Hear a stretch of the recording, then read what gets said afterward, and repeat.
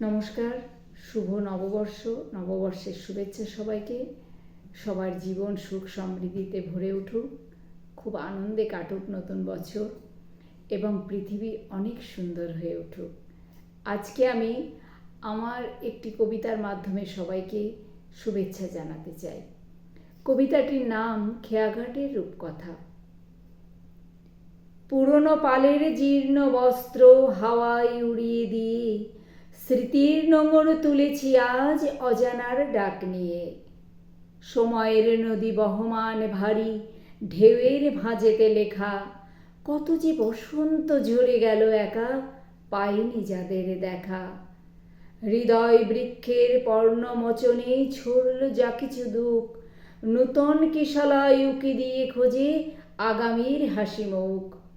অতীত তো এক মরীচিকা শুধু, তপ্ত বালুর চর, সেখানে বেঁধেছে মিছে মায়া জালে মস্ত বালির ঘর।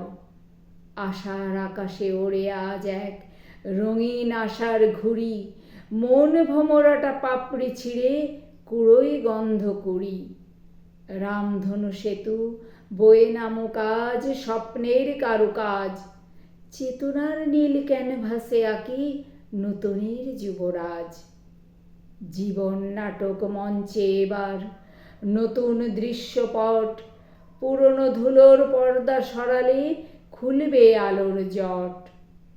খেয়ায়ে গিয়েছে মোহনার দিকে, পাড়ি দিতে হবে পথ, হাতে রবে আজ সাহসের রাশ, মনেতে জয়ের রথ।